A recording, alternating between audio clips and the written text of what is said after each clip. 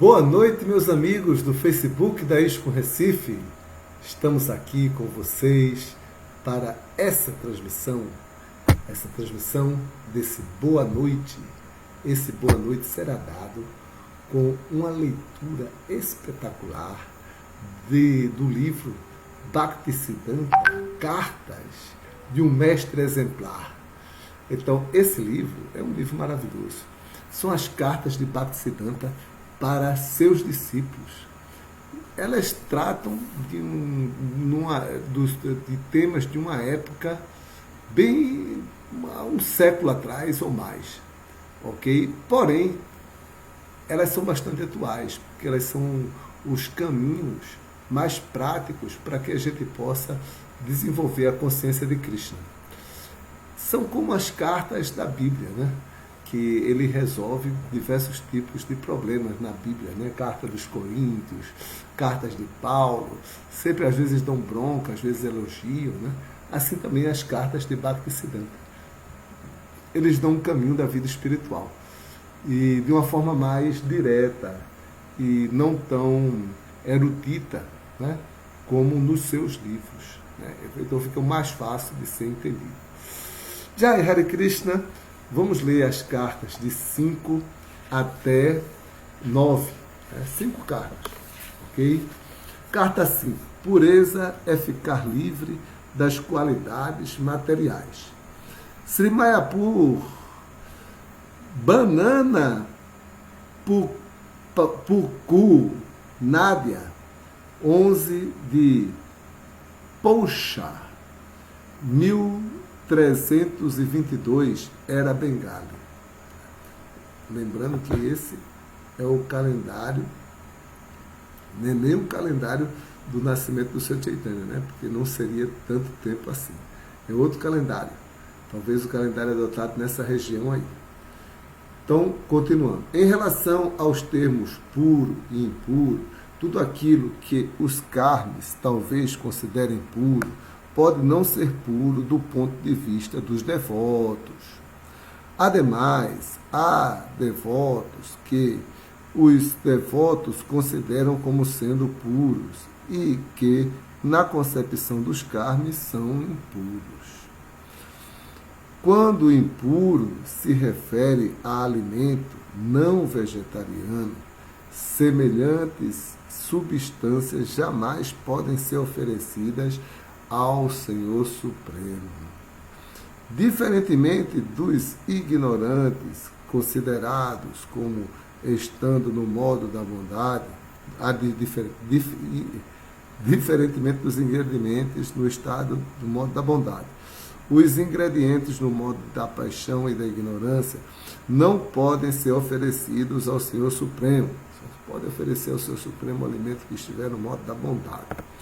Se alguém oferece ao Senhor Supremo algo impuro, ele jamais o aceita. Se alguém lhe dá algo impuro, dizendo que isso foi oferecido ao Senhor, você não deve aceitá-lo. O devoto nunca aceita algo se ele está convencido de que o Senhor Supremo não o aceitou. Não há nenhuma ofensa em rejeitar semelhantes ofertas, mesmo que um objeto puro, no modo da bondade, seja oferecido por um não devoto, deve-se prontamente rejeitá-lo. Porque Bhaktisiddhanta, ele aqui está mostrando o caminho da devoção pura. O devoto puro só aceita aquilo que Krishna aceita. Então, Krishna não aceita oferenda de não devotos. Então, Krishna não vai aceitar a oferenda desse não devoto. Então, o devoto também não aceita. O Senhor Supremo não aceita nada que seja oferecido por uma pessoa que não canta diariamente 100.000 nomes, 100.000 santos nomes. 100.000 santos nomes, né? Então, uma volta de japa tem 108. 16 voltas de japa tem mais ou menos 1.000... Cada japa, 108 Mahamantra, né? Cada Mahamantra tem 16 santos nomes. Então são 1.600, mais ou menos. 1.600. Uma volta de japa tem 1.600. Para chegar a 100 mil, é preciso cantar umas 64 voltas de japa. Né? Então, se a pessoa que lhe oferece algo não cantou 64 voltas de japa, não deve ser aceito. Mas Prabhupada reduziu para 16. Então, vamos para nós ocidentais, né? Reduziu para 16. Então, facilitou. Objetos puros e impuros que são desfrutados por aquelas pessoas que são aversas ao Senhor Supremo são mundanos ou produtos da matéria. Quando se oferecem ao Senhor Supremo objetos puros no modo da bondade, os devotos podem compreender a natureza transcendental deles. Semelhantes objetos não se destinam a ser desfrutados pelas almas condicionadas, mas devem ser honrados como os remanentes deixados pelo Senhor Supremo. Os ingredientes que não são desfrutados pelo Senhor Supremo e que são impuros são desfrutados pelos seres humanos, semideuses e demônios. Esses ingredientes são mundanos e contaminados. O devoto, ele só aceita o alimento puro que é oferecido ao Senhor Supremo. No Ekadasi, os devotos observam o jejum completo e não aceitam nem mesmo Mahaprasada ou Mahaprasada. Quem quebra o jejum tomando Mahaprasada ou alguma outra prasada deixa de respeitar o Ekadasi ou o dia do Senhor Hari. Não aceitar no Ekadasi nem mesmo Mahaprasada chama-se jejum ou observância do dia do Senhor Hari. Porém, se a pessoa não consegue seguir estritamente este voto, então segue um arranjo alternativo. Segue um arranjo alternativo. Não é prejudicial à manutenção de respeito a este tite sagrado. Então, se você não pode jejuar, então aí você não come grãos. Aí é um arranjo alternativo. Né? E aí você está cumprindo com esse dia sagrado. Tá? Então, ou você jejua completo, que é o melhor, mas se você não pode jejuar completamente, para nós ocidentais, Prabhupada não gostava que a gente jejuasse completamente, porque os devotos ficavam agitados. É melhor, então, fazer um jejum alternativo, que é o jejum de não comer grãos. Regras para seguir o Damodara Vrata e apego excessivo a regras. Shri Bhaktivinoda Ashram, Encruzilhada Uttadanga, 10 de janeiro de 1919. Aqui ele já coloca o calendário ocidental. Né?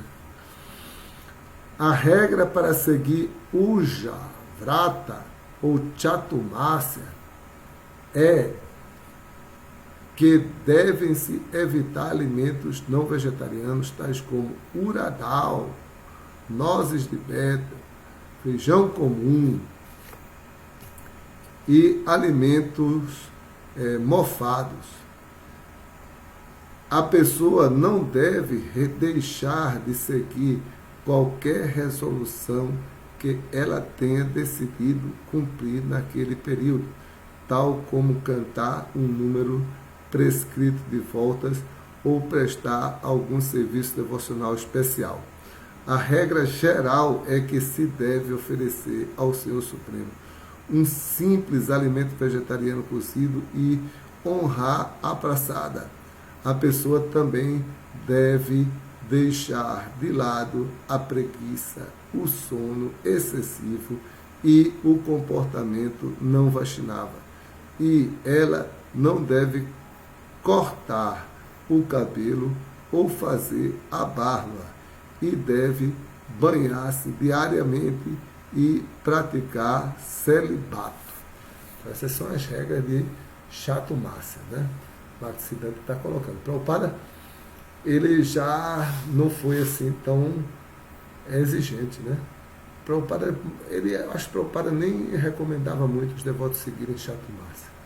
Isso aí é mais para a Índia, que tem um período de chuvas, a pessoa não pode trabalhar, a pessoa fica mais reclusa em casa, né? Mas aqui no Ocidente, a gente não... Prabhupada não recomendou muito esse Chaturmasya, não.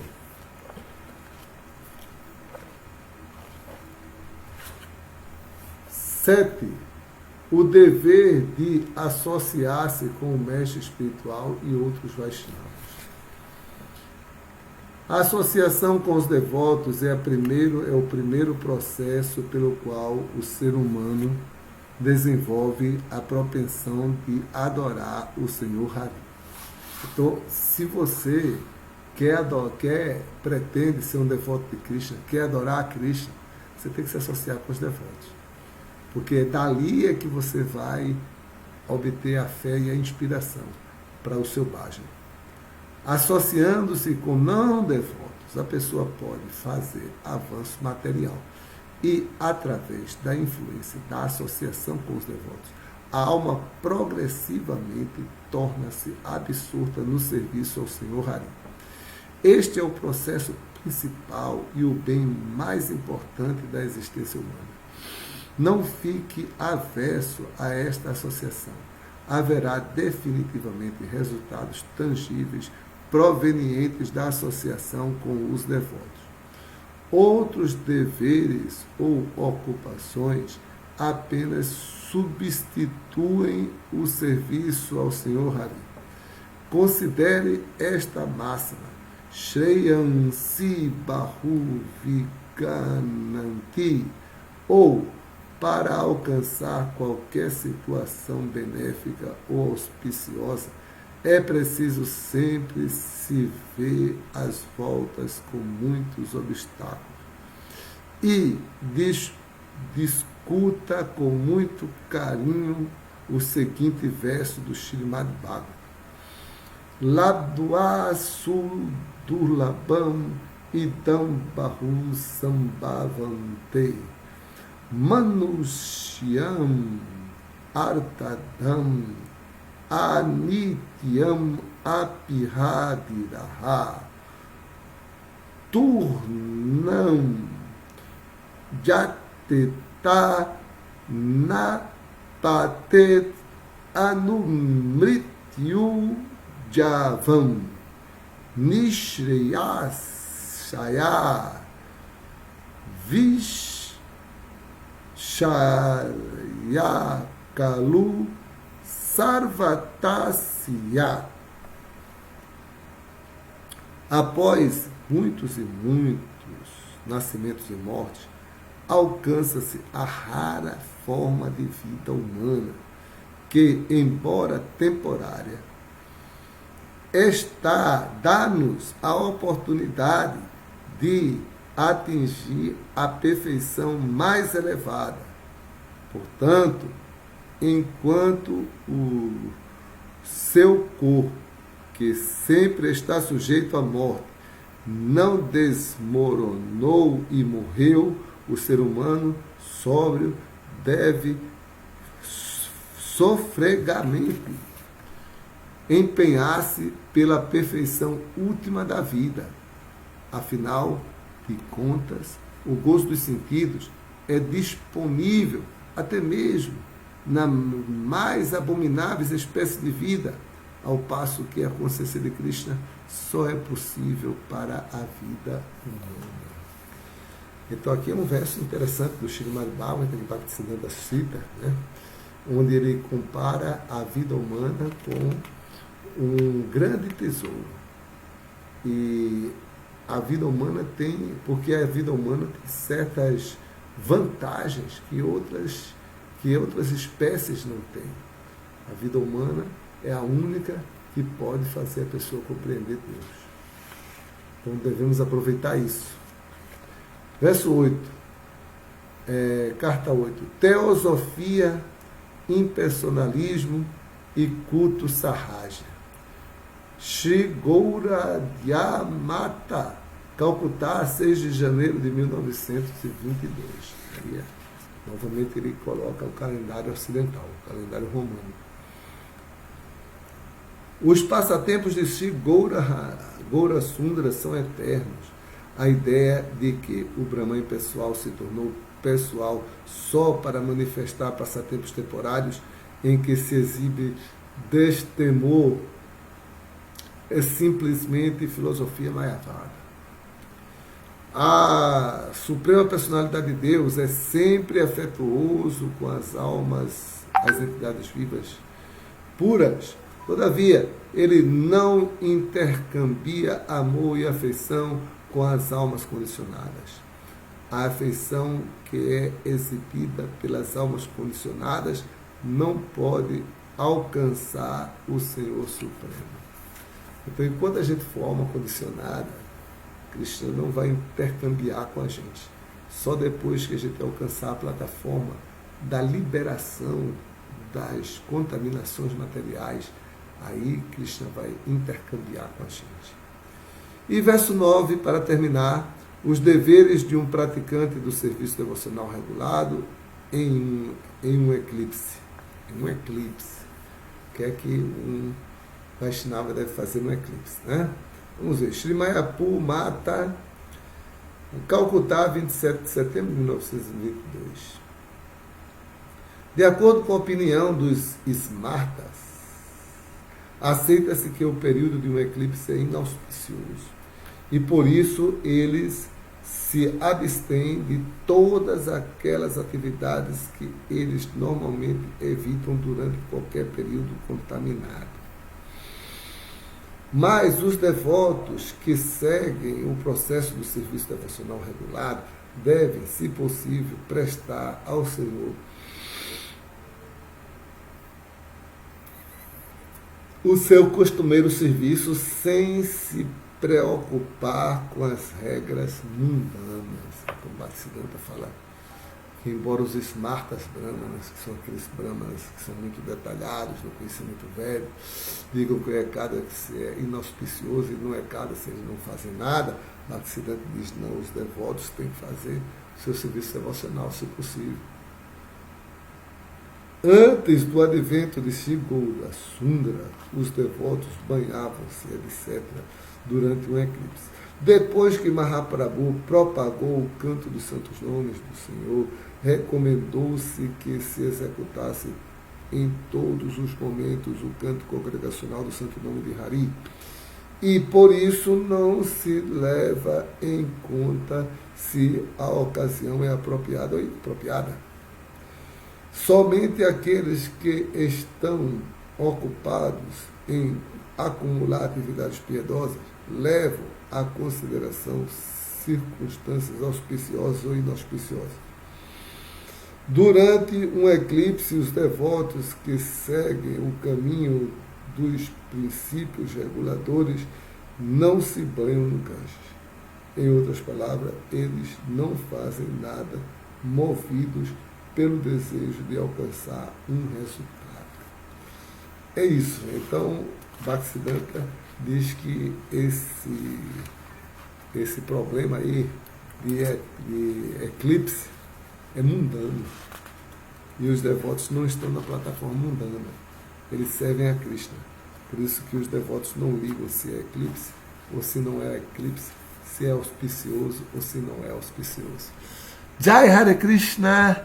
Boa noite a todos. Vamos dar uma olhadinha aqui no Facebook da ISKCON Recife. Vamos dar uma olhadinha para ver se tem alguém ao vivo que está nos assistindo. Eu estou aqui pela telinha, parece que não, né? Pela telinha não parece que tem ninguém ao vivo, não. Agora vamos ver se alguém deixou algum comentário aqui. Parece que também não tem nenhum comentário. Então vamos deixar gravado aqui no nosso YouTube e também no canal do WhatsApp, no canal do YouTube, do Facebook também, e as pessoas assistem mais tarde. Quem não assistir, quem não se inscreveu no canal do YouTube, se inscreve aí, estamos com 309, falta um para 310.